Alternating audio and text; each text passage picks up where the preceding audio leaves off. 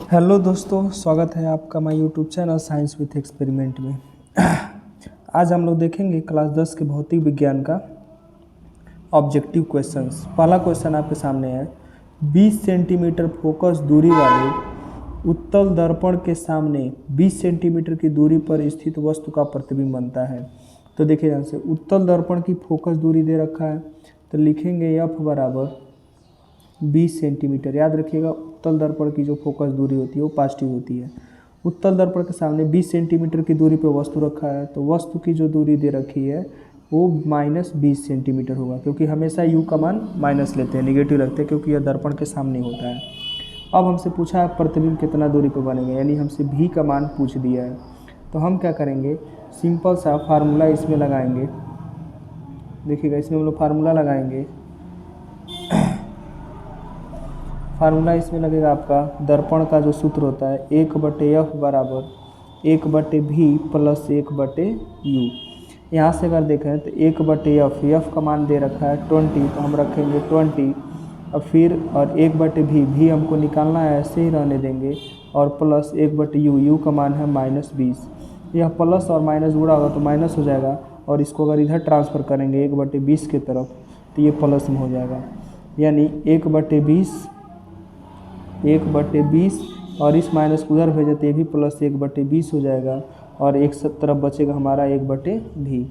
अगर इसको सॉल्व करें तो नीचे का एलसीएम 20 होगा और ऊपर 1 + 1, टोटल ऐड करेंगे तो 2 हो जाएगा, 2/20। 2/20 का मान निकालें तो आएगा 1/10, 1/10।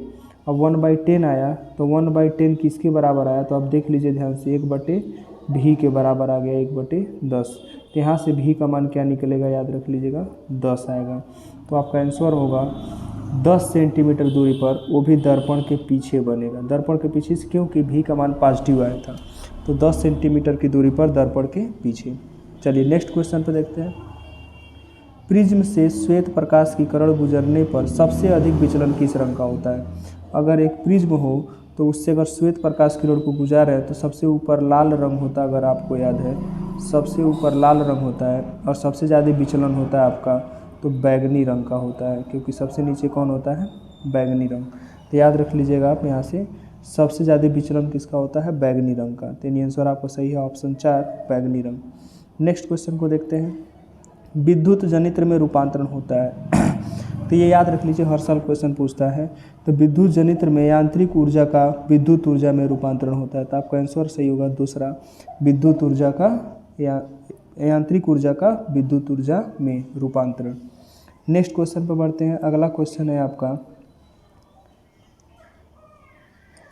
अगला क्वेश्चन है 220 वोल्ट 100 वाट के विद्युत बल्ब के तंतु का प्रतिरोध होगा। तो देखिए साफ साफ लिखा है, वोल्ट कितना दिया है 220, और वाट कितना दिया, शक्ति कितना दिया है 100 वाट, और आपसे पूछ रहा है कि कितना प्रतिरोध होगा। R बराबर यहाँ लिख देते हैं हम क्वेश्चन मार्क। तो यहाँ पे फार्मूला जो लगाएंगे, P बराबर v²/r। P बराबर v²/r के अनुसार हम देखें तो P का मान दे रखा है 100, तो यहाँ पर हम 100 रखेंगे। उसके बाद V का मान दिया है 220, तो 220 रखेंगे, और नीचे है R को हम ट्रांसफ़र करेंगे इस साइड और 100 को भेज देंगे इधर। तो यानी R बराबर हो जाएगा, यहाँ से ध्यान से देखें तो 220 का यहाँ स्क्वायर है, 220 का स्क्वायर अगर आप करते हैं तो हो जाएगा 408400, ठीक है। अपान नीचे आ जाएगा ये 100 से ये 20 से 20 कट जाएगा, तो R का मान कितना बचेगा 484, यानी ऑप्शन नंबर 2 सही है, 484। चलिए नेक्स्ट क्वेश्चन की ओर बढ़ते हैं। तो अगला क्वेश्चन है आपका, देखिए अगला क्वेश्चन है, वक्रता त्रिज्या का मात्रक होता है। तो याद रखिएगा, वक्रता त्रिज्या का मात्रक मीटर, सेंटीमीटर, मिलीमीटर तीनों होता है, तो आपका ऑप्शन सही होगा ये सभी, यानी ऑप्शन नंबर 4 ये सभी। नेक्स्ट क्वेश्चन की ओर बढ़ते हैं। नेक्स्ट क्वेश्चन है, एक पारदर्शी माध्यम से दूसरे पारदर्शी माध्यम में प्रवेश करने पर एक प्रकाश किरण के लिए अपवर्तन कोण का मान आपतन कोण की तुलना में अधिक होता है। यदि प्रकाश किरण सघन माध्यम से विरल में जा रही हो, विरल माध्यम से सघन माध्यम में जा रही हो, सघन एवं विरल माध्यम में संयुक्त दिशा में जा रही हो, दोनों माध्यम में जा रही है, तो इसके लिए आपको याद रखना होगा, 2 नियम याद है, याद कर लीजिए सही रहेगा। देखिए पहला क्या है, तो हम मान लेते हैं कि ऊपर वाला जो माध्यम है विरल है, यानी विरल के लिए एयर ले लेते हैं, और नीचे वाला माध्यम जो है सघन है, सघन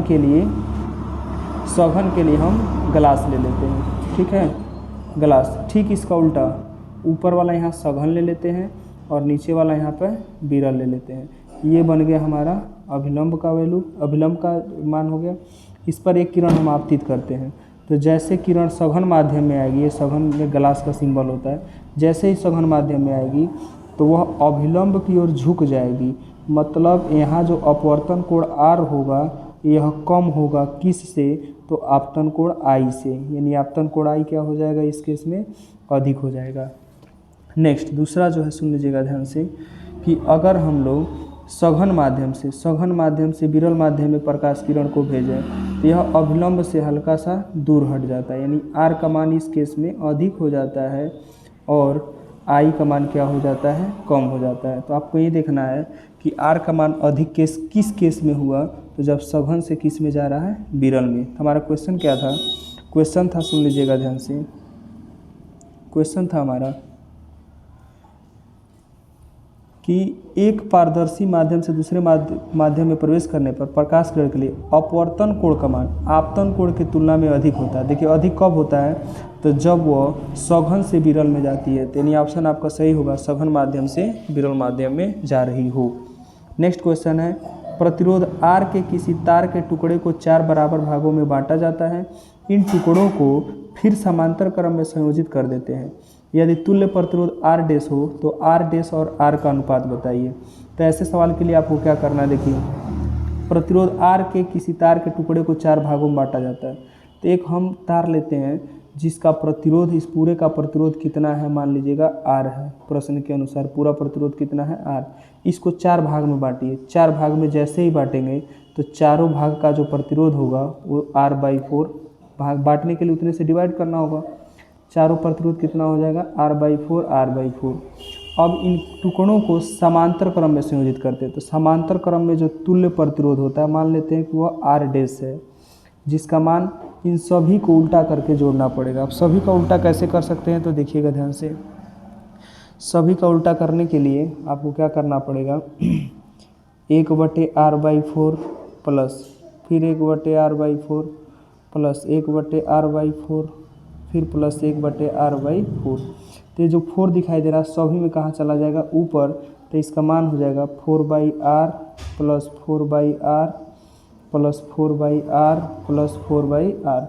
अगर हम इसका वैल्यू निकालें तो नीचे का हर सबका सेम है, तो सेम हो जाएगा, नीचे हो जाएगा R, अंश है 4 4 8 4 12 4 16, यानी 16/R। और ये किसका मान निकला, 1/R डैश का। यहाँ से अगर आप R डैश का वैल्यू निकालें तो R डैश का वैल्यू हो जाएगा इसका उल्टा R/16। और इस R डैश के वैल्यू में अगर आप R से भाग देते हैं तो R से भाग देने से R कट जाएगा, बचेगा क्या, 1/16। तो आपका आंसर बन जाएगा 1/16। तो आपका क्वेश्चन सही होगा ऑप्शन नंबर 4 जो है 1/16। चलिए नेक्स्ट क्वेश्चन की ओर बढ़ते हैं। तो अगला क्वेश्चन है आपका, वैद्युत धारा का मापन किया जाता है। तो याद रख लीजिएगा, वैद्युत धारा का मापन अमीटर से किया जाता है, यानी अमीटर से क्या नापते हैं हम लोग, वैद्युत धारा नापते हैं। याद रखेंगे सब लोग, वैद्युत धारा नापा जाता है, ठीक है, वैद्युत धारा। वोल्ट मीटर से क्या नापते हैं, तो वोल्ट मीटर से हम लोग नापते हैं विभवांतर। सब लोग याद रखिएगा, वोल्ट मीटर से क्या नापेंगे हम लोग, विभवांतर। गैल्वेनोमीटर से क्या नापते हैं, तो धारा की दिशा ज्ञात की जाती है, इससे दिशा ज्ञात की जाती है, ठीक है, दिशा ज्ञात करते हैं। और ऊर्जा से क्या नापते हैं, ऊर्जा मीटर से सिंपल सी बात है, ऊर्जा नापने का काम करेंगे, ठीक है। चलिए नेक्स्ट क्वेश्चन की ओर बढ़ते हैं। तो अगला क्वेश्चन है आपका, अगला क्वेश्चन की अगर बात करें, एक गोली दर्पण की वक्रता त्रिज्या 30 सेंटीमीटर है, तो इसकी फोकस बताइए। तो देखिए फोकस और वक्रता त्रिज्या में संबंध जो होता है, फोकस जो होता है त्रिज्या का आधा होता है, या इसी को कई लोग कहते हैं कि जो त्रिज्या होता है इस 2 को फोकस की तरफ ट्रांसफ़र कर देते हैं, कहते हैं फोकस का दोगुना होता है, यानी त्रिज्या फोकस का दोगुना या फोकस त्रिज्या का आधा। तो यहाँ त्रिज्या कितना दिया है, 30, तो यहाँ पर ला के 30 भर दीजिए, तो 30 का आधा करिए, 30 का आधा करेंगे तो कितना आ जाएगा भाई, 15 सेंटीमीटर, यानी ऑप्शन नंबर 2 सही होगा, 15 सेंटीमीटर। नेक्स्ट क्वेश्चन की ओर बढ़ते हैं। किसी वस्तु का आभासी, सीधा और बड़ा प्रतिबिंब प्राप्त करने के लिए वस्तु को उत्तल लेंस के सामने रखते हैं। देखिए, आभासी, सीधा और बड़ा किससे प्राप्त करना है? उत्तल लेंस से। तो उत्तल लेंस से 6 केस होता है और 5 केस में वास्तविक बनता है और उल्टा बनता है। एक ही केस ऐसा है जो सीधा बनता है और 6वां केस है। 6वां केस क्या उत्तल लेंस का? तो देखिए ध्यान से, अगर हम लोग एक फोकस एफ और प्रकाशीय केंद्र सी के बीच में वस्तु को रखें तो इसका जो इमेज बनेगा डॉटेड लाइन से पीछे बढ़ाने पर, ठीक है, पीछे बढ़ाने पर जहाँ एक दूसरे से मिलते हैं तो इसका आभासी इमेज बनता है आई डैश, ठीक है। सीधा आभासी, ठीक है, प्रतिबिंब प्राप्त करने के लिए हमें कहाँ रखना होगा वस्तु को? तो फोकस एफ और वक्रता केंद्र सी के बीच। तो देखिए यहाँ लिखा है लेंस की प्रकाशीय केंद्र और प्रथम मुख्य फोकस के बीच, यानी ऑप्शन नंबर हमारा कौन सा होगा? 4। वैद्युत ऊर्जा का मात्रक, तो देखिए जो वोल्ट है विभवांतर का मात्रक है, जो वाट है ये शक्ति का मात्रक है, ये लिख देते हैं। ये किस चीज़ का मात्रक है? शक्ति का। वोल्ट किसका है? विभवांतर का मात्रक है। किलोवाट किसका मात्रक है? यो शक्ति का बड़ा मात्रक है। तो बच गया हमारा किलोवाट घंटा। किलोवाट घंटा किस चीज़ का मात्रक है? तो वैद्युत ऊर्जा का मात्रक है, ठीक है। किलोवाट घंटा वैद्युत ऊर्जा का मात्रक है। वैद्युत धारा का मापन किस चीज़ से करेंगे? तो अभी इसके पहले वाले क्वेश्चन में सॉल्व हुआ है। वैद्युत धारा का मापन करने के लिए हमें क्या करना होगा? अमीटर द्वारा। अमीटर द्वारा क्या करेंगे? वैद्युत धारा का मापन करेंगे। चलिए नेक्स्ट क्वेश्चन की ओर बढ़ते हैं। अगला क्वेश्चन है आपका, देखिए, अवतल दर्पण के फोकस पर रखी वस्तु का प्रतिबिंब बनता है। जब अवतल दर्पण के फोकस पर रख देंगे तो उसका इमेज, पहला कंडीशन है, इमेज कहाँ बन जाएगा? अनंत पर बन जाएगा। याद रहे इस 6 केस में से, अवतल दर्पण और उत्तल लेंस के 6 केस में से एक हमेशा हर साल देता है, याद रख लीजिएगा। निम्न में दिए गए माध्यमों में प्रकाश की चाल न्यूनतम होती है। प्रकाश की चाल न्यूनतम उसमें होती है जिसका अपवर्तनांक सबसे ज़्यादा होता है। तो हीरा का अपवर्तनांक याद रखिएगा सब लोग 2.0 होता है, कांच का होता है 1.5, ठीक है, 1.5 होता है, जल का होता है 1.33 होता है और मिट्टी के तेल का भी लगभग यही जल के करीब में होता है 1.33 या 1.30, ठीक है, इसी करीब में होता है। तो सबसे ज़्यादा अपवर्तनांक किसका है? सबसे बड़ा अपवर्तनांक हीरे का है और हीरा सबसे ज़्यादा कठोर होता है, तो प्रकाश की चाल सबसे कम किस में होगी? हीरा में होगी, ठीक है। नेक्स्ट क्वेश्चन की ओर बढ़ते हैं। 5 ओम प्रतिरोध तार को 5 बराबर टुकड़ों में काटने पर प्रत्येक का प्रतिरोध होगा। एक तार है, क्वेश्चन में कहा है कि इसका 5 ओम प्रतिरोध है, इसे 5 बराबर भागों में बांटा जा रहा है, प्रत्येक का प्रतिरोध बताइए। तो 5 को 5 से डिवाइड, जितने भाग में बांटते हैं उतने से डिवाइड कर दीजिए। तो 5 ओम को हम 5 भागों में बांट रहे हैं तो 5 से डिवाइड करेंगे तो प्रत्येक कितने ओम का हो जाएगा? 1 ओम का हो जाएगा, ठीक है। तो यानी ऑप्शन नंबर 4 हमारा कितने ओम का? 1 ओम का होगा। नेक्स्ट क्वेश्चन की ओर बढ़ते हैं। वैद्युत शक्ति का मात्रक होता है, तो सब लोग याद रखिएगा, वैद्युत शक्ति का जो मात्रक होता है वो वाट होता है, ठीक है, क्योंकि वोल्ट तो विभवांतर का, एम्पियर धारा का और ओम प्रतिरोध का मात्रक होता है, ठीक है। ओम याद रखेंगे सब लोग, ये भी पूछ देता है बोर्ड में, प्रतिरोध का मात्रक होता है, ठीक है। एम्पियर जो है धारा का मात्रक होता है, वाट जो है शक्ति का मात्रक होता है और वोल्ट तो कई बार आ चुका, विभवांतर का मात्रक है, ठीक है। नेक्स्ट क्वेश्चन की ओर बढ़ते हैं। तो अगला क्वेश्चन है आपका,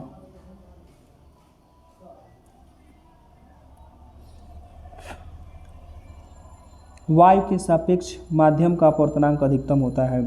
देखिए, वायु के सापेक्ष माध्यम का अपवर्तनांक, किसका अपवर्तनांक अधिकतम होगा? तो जिसमें प्रकाश सबसे धीमा चलेगा, समझ लीजिए उसका अपवर्तनांक सबसे अधिकतम होगा। तभी इसके पहले क्वेश्चन सॉल्व हुआ है, हीरे का अपवर्तनांक सबसे अधिकतम होगा। नेक्स्ट क्वेश्चन, निकट दृष्टि दोष से निवारण के लिए चश्मे पर प्रयुक्त करना चाहिए। तो ये एकदम फिक्स है, रट लीजिएगा। अगर निकट दृष्टि दोष आता है तो इसके निवारण के लिए अवतल लेंस का यूज करते हैं, ठीक है। और अगर दूर दृष्टि दोष आता है तो इसके निवारण के लिए याद रखेंगे सब लोग, उत्तल लेंस का प्रयोग हम लोग करते हैं, ठीक है। नेक्स्ट क्वेश्चन की ओर बढ़ते हैं। चुंबकीय बल रेखाएं, ऑप्शन है सदैव समांतर होती है, एक बिंदु पर मिलती है, एक दूसरे को कभी नहीं काटती, परस्पर काटती है। तो इसका आंसर कौन सही होगा? तो परस्पर एक दूसरे को कभी नहीं काटती, ठीक है। तो यानी चुंबकीय बल रेखाएं एक दूसरे को कभी नहीं काटती हैं, तो ये वाला हमारा ऑप्शन सही होगा। नेक्स्ट क्वेश्चन है, यदि फाई चुंबकीय फ्लक्स हो, बी चुंबकीय क्षेत्र की तीव्रता हो, ए अनुप्रस्थ काट का क्षेत्रफल हो, तो इनके बीच सही संबंध है। तो इसका जो मुख्य फार्मूला होता है, फाई बराबर होता है बी ए, पर ये ऑप्शन में नहीं है, आप ध्यान से देखें। तो इसके लिए आप क्या करेंगे, इस ए को ट्रांसफ़र करेंगे फाई के तरफ, तो फाई बटे ए हो जाएगा और उधर क्या बचेगा? बी। तो यानी हमारा ऑप्शन कौन सही होगा? पहला ऑप्शन बी बराबर फाई बटे ए। चलिए नेक्स्ट क्वेश्चन की ओर बढ़ते हैं। तो अगला क्वेश्चन है आपका,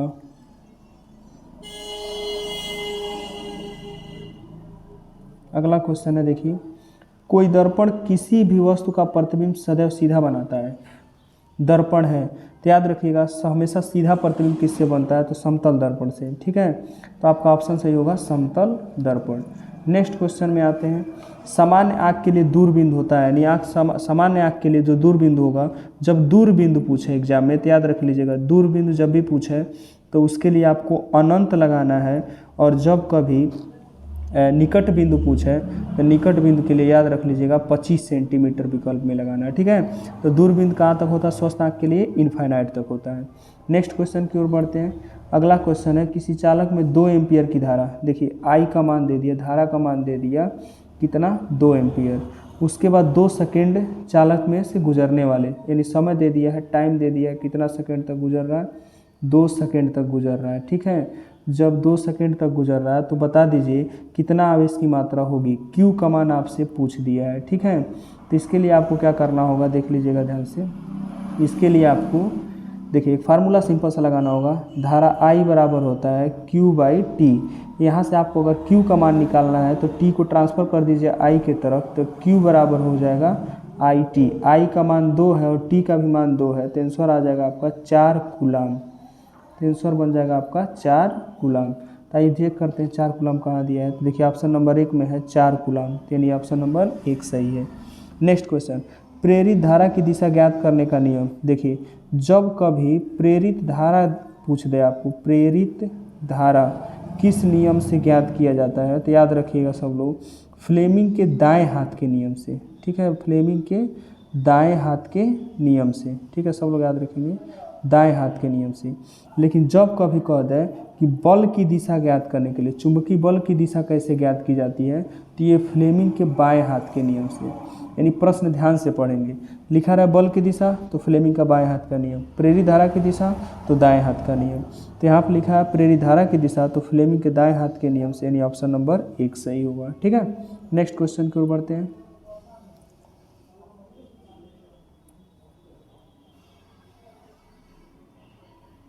देखिए नेक्स्ट क्वेश्चन है आपका, किस दर्पण के सामने किसी वस्तु को रखने पर उसका प्रतिबिंब वास्तविक, उल्टा व आकार में छोटा बनता है। तो देखिए जब बात दर्पण की रहे तो अवतल दर्पण के 5 केस में इमेज वास्तविक बनता है, लेकिन 2 या 3 केस ऐसा होता है जिसमें वास्तविक और उल्टा बनता है, आकार में छोटा बनता है। ठीक है, तो इसमें से आपका कौन सा ऑप्शन सही होगा, तो अवतल दर्पण, यानी ऑप्शन नंबर 2। नेक्स्ट, एक लेंस के सामने रखी किसी वस्तु का प्रतिबिंब उसी लेंस की अपेक्षा 3 गुना दूरी पर बनता है। प्रतिबिंब का आवर्धन, जब कभी आवर्धन पूछ दे तो जितने गुना पे बनेगा वही बन जाता है उसका आवर्धन। 3 गुना बने तो 3 गुना, जबकि आवर्धन का सूत्र होता है m बराबर आई डैश बटे ओ डैश। तो प्रश्न में कहा है कि जो प्रतिबिंब यानी आई डैश है वो 3 गुना बन रहा है, 3 गुना बन रहा है वस्तु से, यानी ओ डैश से। तो बताइए कितना होगा इसका आवर्धन, तो ओ डैश से ओ डैश कट जाएगा तो m का मान क्या बनेगा 3, यानी आपका आंसर हो जाएगा 3। ठीक है, चलिए नेक्स्ट क्वेश्चन पर बढ़ते हैं। अगला क्वेश्चन है, किसी विद्युत परिपथ में बहने वाली धारा का मात्रक होता है। तो देखिए जो धारा का मात्रक अगर याद रख लीजिएगा सब लोग, विद्युत धारा का मात्रक एम्पियर होता है। ठीक है, तो ये ऑप्शन सही होगा आपका एम्पियर। वाट किसका मात्रक है, तो शक्ति का मात्रक है। ओम किसका मात्रक है, प्रतिरोध का मात्रक है। वोल्ट किसका मात्रक है, विभवांतर का मात्रक है। ठीक है, नेक्स्ट क्वेश्चन देखते हैं, परिवर्तनशील चुंबकीय क्षेत्र के कारण किसी चालक में उत्पन्न प्रेरित विद्युत धारा की दिशा का आकलन निम्न में से किस नियम से किया जाता है। देखिए प्रेरित विद्युत धारा की दिशा, जब प्रेरित विद्युत धारा की दिशा रहे तो फ्लेमिंग के दाएं हाथ के नियम से ज्ञात किया जाता है। ठीक है, यह भी क्वेश्चन सॉल्व हुआ है। चलिए नेक्स्ट क्वेश्चन की ओर बढ़ते हैं। नेक्स्ट क्वेश्चन है आपका, एक अवतल लेंस द्वारा किसी वस्तु का बना प्रतिबिंब होता है। तो देखिए अवतल लेंस की अगर हम बात करें तो अवतल लेंस द्वारा जो इमेज होता है, अवतल लेंस द्वारा जो इमेज होगा, इमेज जो होगा सुन लीजिएगा ध्यान से, हमेशा अवतल लेंस द्वारा हमेशा इमेज जो होता है आभासी, उल्टा और छोटा बनता है। ठीक है, बना के दिखा देते हैं आपको। अवतल लेंस द्वारा जो इमेज बनता है वो कैसा बनता है, अगर वस्तु यहाँ पर रहेगा, एक जो मुख्य उसके समांतर चला जाएगा, फोकस होकर चला जाता है, दूसरा प्रकाशीय केंद्र सी से, ये आभासी डॉटेड यहीं पे इमेज बनता है आई डैश। ठीक है, जो हमेशा वस्तु से छोटा, आभासी और सीधा होता है। आभासी, सीधा व छोटा, आभासी, सीधा, छोटा। तो आभासी, सीधा, छोटा कौन है? ऑप्शन नंबर 3 में है। ठीक है, तो ऑप्शन नंबर 3 सही होगा, आभासी, सीधा और छोटा। चलिए नेक्स्ट क्वेश्चन की ओर बढ़ते हैं। दूरदृष्टि दोष के कारण वस्तु का प्रतिबिंब हमेशा रेटिना के पीछे बनता है। ठीक है, हमेशा कहाँ बनता है? रेटिना के पीछे। जब दूरदृष्टि दोष रहेगा तो रेटिना से पीछे, निकट दृष्टि दोष रहेगा तो रेटिना के आगे बनता है। चलिए नेक्स्ट क्वेश्चन पर बढ़ते हैं हम लोग। नेक्स्ट क्वेश्चन है आपका,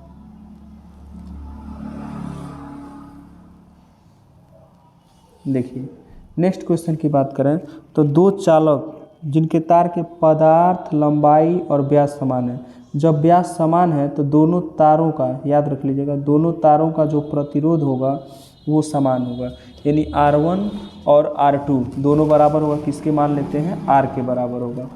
किसी विद्युत परिपथ में पहले श्रेणी क्रम में फिर समांतर क्रम में जोड़े जाते हैं। श्रेणी क्रम समांतर क्रम में उत्पन्न ऊष्मा का अनुपात होगा। तो देखिएगा ध्यान से, दोनों को हम बता देते हैं। जब पहले हम श्रेणी क्रम में जब जोड़े जाते हैं तो इसको बताते हैं श्रेणी क्रम में। ठीक है, श्रेणी क्रम में, एक तरफ बता देते हैं समांतर क्रम में। ठीक है, तो आइए देखते हैं। श्रेणी क्रम की बात करें तो जब दोनों प्रतिरोधों को आप श्रेणी क्रम में जोड़ेंगे, R1 प्लस R2 दोनों के मान बराबर हैं तो R प्लस R मान लेते हैं तो कितना हो जाएगा? 2R। ठीक है, 2R। नेक्स्ट, अगर समांतर क्रम में जोड़ते हैं तो इसको 1/R डबल डैश से, इसको R डैश से दिखाते हैं, ये वाला R डैश मान लेते हैं। तो R डबल डैश से दिखाएंगे तो 1/R प्लस 1/R, दोनों प्रतिरोध समान है तो इसका आंसर आएगा 2/R। उल्टा करेंगे तो R डबल डैश का मान बन जाएगा आपका R/2। अब पूछा है कि दोनों में ऊष्मा का अनुपात बताइए, तो इसमें ऊष्मा का अनुपात मान लेते हैं H1I²। R के स्थान पर देखिए, पहले हम R डैश लिखते हैं फिर T लिखते हैं। यहाँ पे जो H डबल डैश या H2 लिख देते हैं। ठीक है, इसका जो मान होगा I का स्क्वायर, धारा का स्क्वायर और इंटू R डबल डैश और क्या लगाएंगे यहाँ पर? T।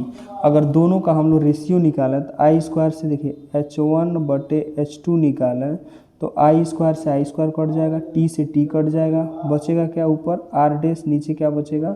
R double dash.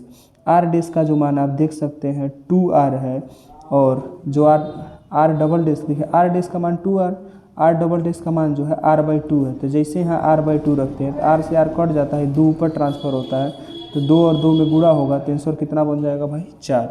यानी जो क्वेश्चन था आपका उसका आंसर क्या मिलेगा? 4 मिलेगा। ये देखते हैं कितना दिया है। तो इसका आंसर दिया है ऑप्शन में, अच्छा देखिए ऑप्शन अकेले में नहीं आएगा, देखिए ध्यान से।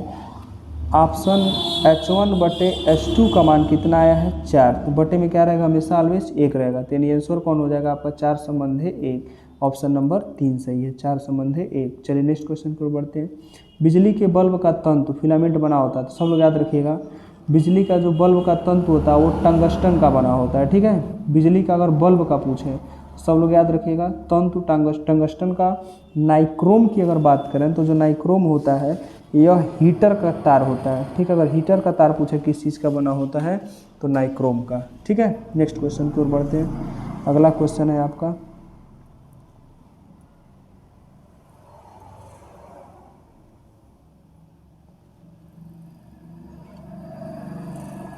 अगला क्वेश्चन है 1.5 वोल्ट विद्युत वाहक बल्ब के सेल का आंतरिक प्रतिरोध 3 ओम है, तो सेल से प्राप्त धारा का अधिकतम मान होगा। तो आइए देखते हैं धारा से अधिकतम मान कितना होगा।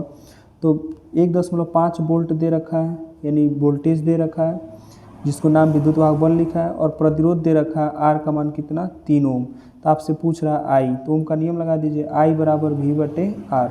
V का मान है 1.5 और R का मान है 3। 3 से 15 को काटेंगे 5 बार में, दशमलव का स्थान पहले है तो आंसर क्या आ जाएगा? 0.5 एम्पियर, यानी ऑप्शन नंबर 2 सही है। नेक्स्ट क्वेश्चन की ओर बढ़ते हैं।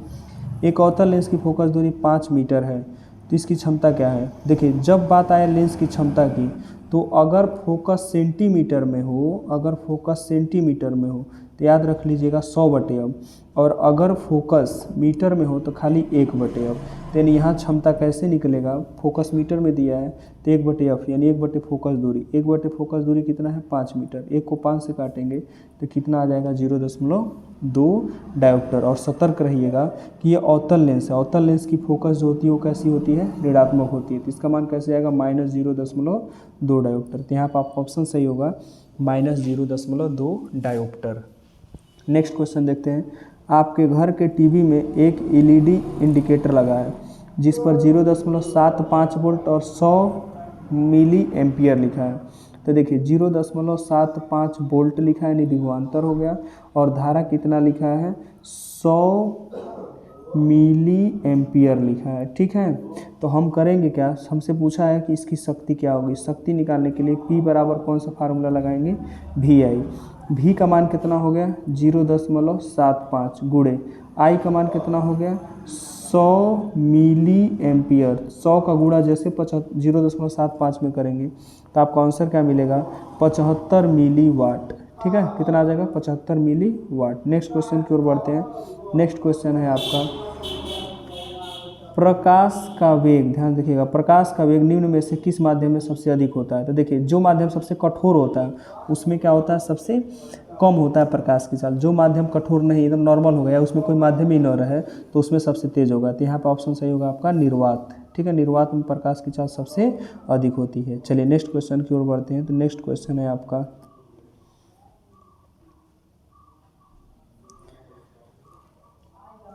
देखिए, अंतरिक्ष यात्रियों को आकाश दिखाई देता है। देखिए अगर बात करें अंतरिक्ष यात्रियों को आकाश के बारे में, चाहे चंद्रमा पर से आकाश के बारे में, तो सब लोग याद रखिएगा काला दिखाई देता है। कैसा दिखाई देगा, काला दिखाई देता है। क्यों काला दिखाई देता है, क्योंकि वहाँ पर वायुमंडल नहीं है, तो प्रकाश के प्रकीर्णन की क्रिया नहीं हो पाती है, जिसके कारण कोई रंग बिखरवा नहीं करता है, तो आसमान कैसा दिखाई देता है, काला दिखाई देता है। नेक्स्ट क्वेश्चन पे आते हैं। एक उत्तल दर्पण की फोकस दूरी होगी जिसकी वक्रता त्रिज्या 32 दिया है। देखिए फोकस पूछ रहा है और वक्रता त्रिज्या दिया है। ठीक है, तो वक्रता त्रिज्या का आधा कर देंगे, यानी 32 का आधा कर देंगे तो फोकस निकल जाएगा। कितना फोकस आ जाएगा इसका 16 सेंटीमीटर, जो ऑप्शन नंबर 2 में है। नेक्स्ट, ओम के नियम के अनुसार धारा और विभवांतर में ग्राफ। याद रखिएगा एक सरल रेखा होता है। ओम के नियम के अनुसार धारा व विभवांतर में जो ग्राफ होता है वह एक सरल रेखा होता है। नेक्स्ट, एक लघुपथित परिपथ में धारा का मान होता है। देखिए एक लघुपथित परिपथ, लघुपथित को इंग्लिश में हम लोग शॉर्ट सर्किट बोलते हैं। जब शॉर्ट सर्किट होता है तो सब लोग याद रखिएगा शॉर्ट सर्किट में धारा का जो मान होता है वो क्या हो जाता है, अधिकतम हो जाता है। तो यानी आपका आंसर कौन सा ही होगा, अधिकतम। नेक्स्ट क्वेश्चन की ओर बढ़ते हैं। नेक्स्ट क्वेश्चन है आपका, देखिए क्वेश्चन रिपीट है। स्वस्थ आंख का निकट बिंदु कितना होता है 25 सेंटीमीटर। दूर बिंदु पूछा है तो अनंत होता है। एक उत्तल दर्पण की फोकस दूरी 20 सेंटीमीटर, तो उसकी वक्रता त्रिज्या होगी। वक्रता त्रिज्या r पूछा है, फोकस दूरी दिया है तो फोकस दूरी का दोगुना कर दीजिए। 2 गुणे 20 कितना होगा भाई 40। ऑप्शन नंबर 3 में सही है 40। प्रतिरोध का मात्रक की कई बार आ गया, प्रतिरोध का मात्रक ओम होता है। वैद्युत मोटर परिवर्तित करता है, ठीक जनरेटर का उल्टा होता है। यह उल्टा वैद्युत ऊर्जा को किस में कन्वर्ट करेगा, यांत्रिक ऊर्जा में, यानी ऑप्शन नंबर 4 सही होगा। ठीक है, नेक्स्ट क्वेश्चन की ओर बढ़ते हैं।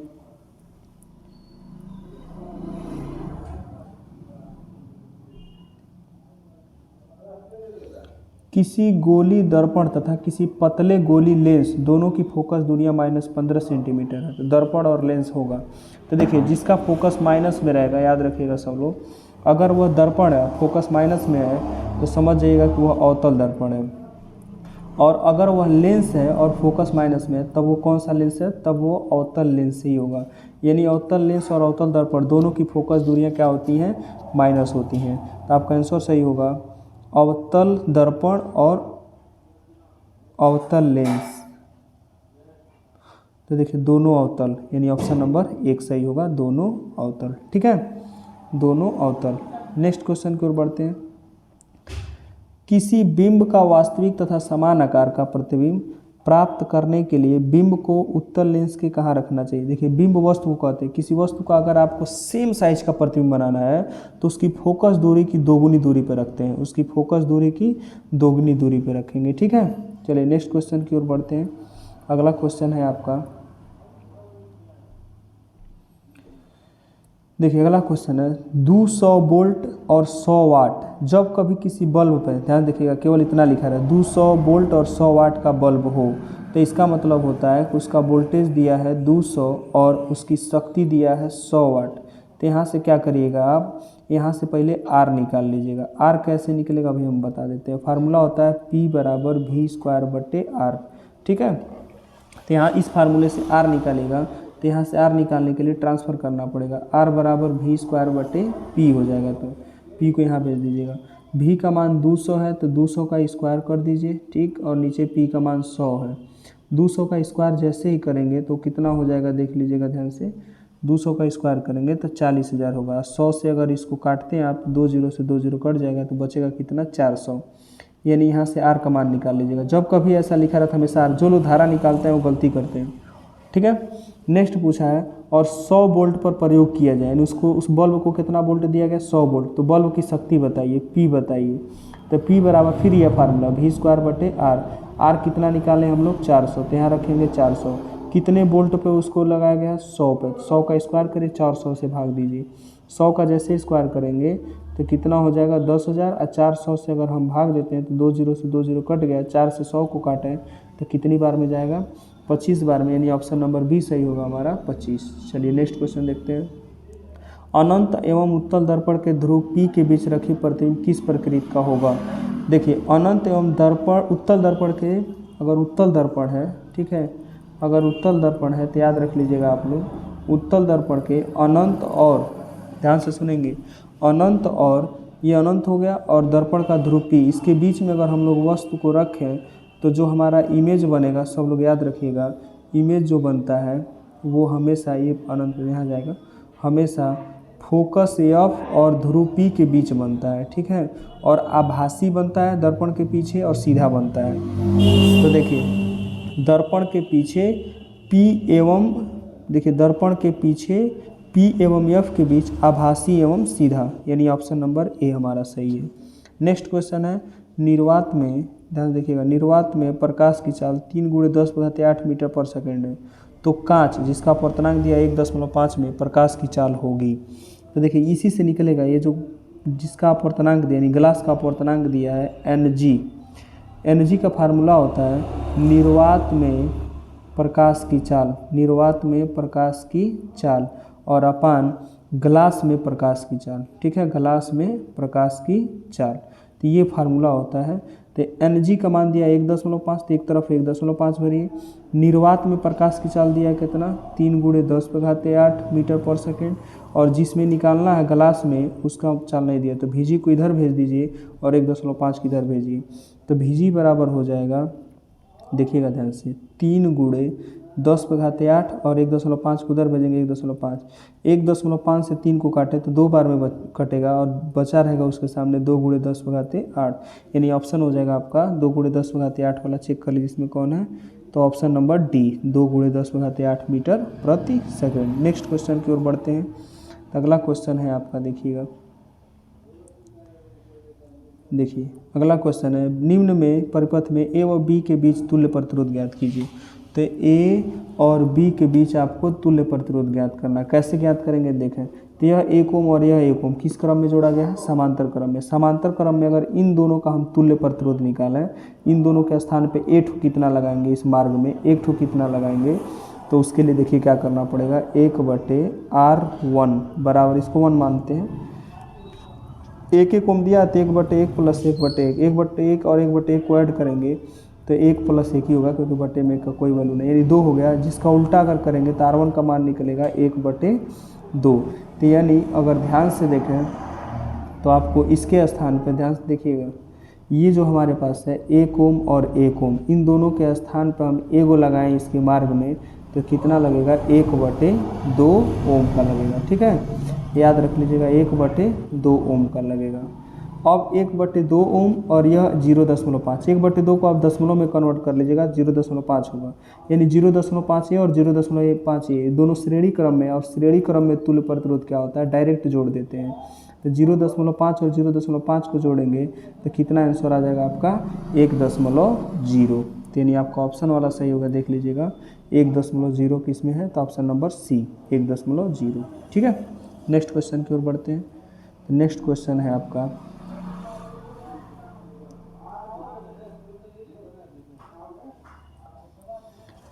अवतल दर्पण द्वारा किसी वस्तु का सीधा बड़ा प्रतिबिंब बनाने के लिए उसे रखना होगा। अवतल दर्पण द्वारा किसी वस्तु का सीधा व बड़ा प्रतिबिंब बनाना है। ध्यान से देखिएगा, जब कभी अवतल दर्पण से सीधा बनाना है तो अवतल दर्पण से 5 केस में उल्टा बनता है, लेकिन जो 6वां केस है ध्रुव P और फोकस F के बीच में अगर वस्तु को रख दें तो यहाँ वाले केस में क्या होता है, पहला प्रकाश किरण मुख्य से समांतर फोकस से चला गया।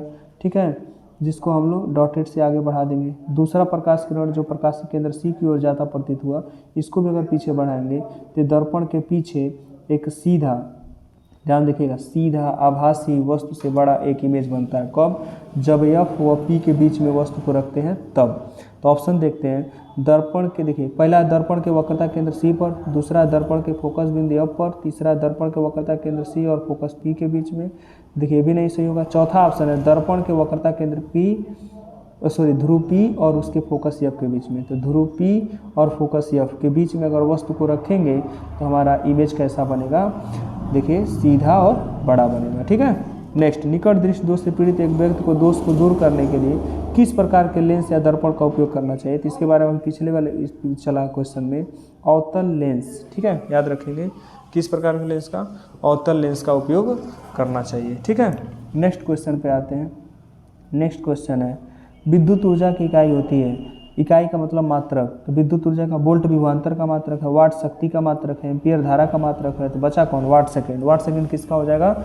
विद्युत ऊर्जा का मात्रक हो जाएगा। ठीक है, यानी वाट सेकेंड। नेक्स्ट, स्थिर विद्युत क्षेत्र में ध्रुवों के बीच किसी विद्युत धारावाही चालक पर लगने वाले बल की दिशा, याद रहे जब बल की दिशा पूछे तो आप किसका लगाएंगे? फ्लेमिंग का बाएं हाथ का नियम। ठीक है, कौन सा लगाएंगे भाई? बाएं हाथ का नियम, यानी ऑप्शन नंबर सी सही होगा, फ्लेमिंग के बाएं हाथ का नियम। नेक्स्ट क्वेश्चन की ओर बढ़ते हैं। अगला क्वेश्चन है आपका, अगला क्वेश्चन है, एक लेंस की क्षमता एक डायोप्टर, इसकी फोकस बताइए। देखिए लेंस की क्षमता को P से दिखाते हैं और P बराबर होता है, अगर सेंटीमीटर की बात करें तो अगर फोकस सेंटीमीटर में लाना हो तो 100/F। P का मान कितना दे दिया? +1, तो 100/F रख के F को अगर इधर भेजते हैं तो F का मान कितना आ जाता है? 100 सेंटीमीटर, यानी ऑप्शन नंबर बी सही होगा, 100 सेंटीमीटर। नेक्स्ट क्वेश्चन देखते हैं, स्पष्ट दृष्टि की न्यूनतम दूरी, भाई इसे याद कर लीजिए, स्पष्ट दृष्टि की न्यूनतम दूरी जो होता है 25 सेंटीमीटर होता है। 25 सेंटीमीटर जो देखिए यहाँ पर दे रखा है ऑप्शन सी में, 25 सेंटीमीटर। और लघु पथन के समय परिपथ में विद्युत धारा का मान, याद रख लीजिए सब लोग, अधिकतम हो जाता है, यानी बहुत अधिक बढ़ जाता है। ठीक है, बहुत अधिक बढ़ जाता है, याद रखेंगे बहुत अधिक बढ़ जाता है। नेक्स्ट क्वेश्चन की ओर चलते हैं। ओम के नियम के अनुसार विभवांतर और धारा के बीच ग्राफ एक सरल रेखा होता है, ये भी क्वेश्चन रिपीट है। ठीक है, नेक्स्ट क्वेश्चन की ओर बढ़ते हैं। तो अगला क्वेश्चन है आपका, अगला क्वेश्चन है, किसी दर्पण से चाहे कितनी ही दूर खड़े हैं आपका प्रतिबिंब सदैव सीधा प्रतीत होता है। तो समझ जाएगा कि वह कौन सा होगा? केवल समतल दर्पण से। ठीक है, समतल दर्पण से प्रतिबिंब कैसा प्रतीत होगा? आपको सीधा प्रतीत होगा। स्पष्ट दृष्टि की न्यूनतम दूरी 25 सेंटीमीटर। किसी चालक में धारा का प्रवाह होता है इलेक्ट्रॉन के द्वारा, याद रखेंगे सब लोग, इलेक्ट्रॉन के द्वारा। निम्नलिखित में कौन सा पद वैद्युत शक्ति को निरूपित करता है? तो वैद्युत शक्ति का जो फार्मूला होता है, पहला होता है P = VI, दूसरा होता है, याद रखिएगा सब लोग, I²R, और तीसरा जो होता है V²/R। ठीक है, ये 3 फार्मूला होते हैं जो याद रखेंगे। तो इसमें कौन सा मैचिंग है आप देख सकते हैं, ये वाला मैचिंग है, सी ऑप्शन, P = VI। ठीक है, नेक्स्ट क्वेश्चन की ओर बढ़ते हैं। तो नेक्स्ट क्वेश्चन है आपका,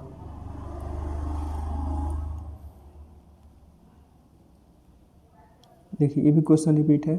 स्वस्थ आँख के लिए दूरबीन होता है, स्वस्थ आँख के लिए दूरबीन 25 सेंटीमीटर होता है। चंद्रमा से देखने पर आकाश दिखाई देता है, याद रखेंगे चंद्रमा से देखेंगे तो आकाश कैसा दिखाई देगा? काला। नेक्स्ट क्वेश्चन की ओर बढ़ते हैं।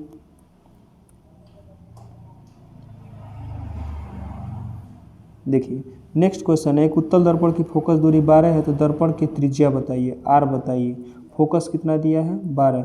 तो जो त्रिज्या होता है फोकस का 2 गुना होता है, 12 का 2 गुना जैसे करेंगे तो कितना हो जाएगा भाई?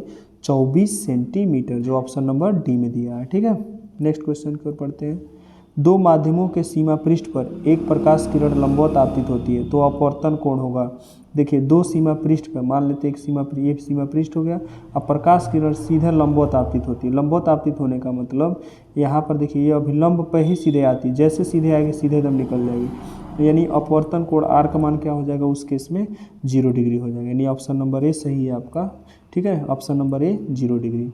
नेक्स्ट, उत्तल लेंस द्वारा किसी वस्तु का वास्तविक उल्टा में बड़ा प्रतिबिंब बनाने के लिए वस्तु को कहाँ रखना होगा? देखें वास्तविक बनाना है, उल्टा बनाना है और बड़ा बनाना है। ठीक है, ये नोटिस करेंगे, बड़ा बनाना है, बड़ा प्रतिबिंब बनाने के लिए अगर लेंस के फोकस पर रख देते हैं आप वस्तु को, तो इसका इमेज सीधे अनंत पर बनता है और बहुत बड़ा बनता है, बड़ा नहीं बहुत बड़ा बनता है, ठीक है। नेक्स्ट, अगर 2f दूरी पर रख देते हैं तो जितना वस्तु का साइज है उतना ही प्रतिबिंब का भी साइज होता है।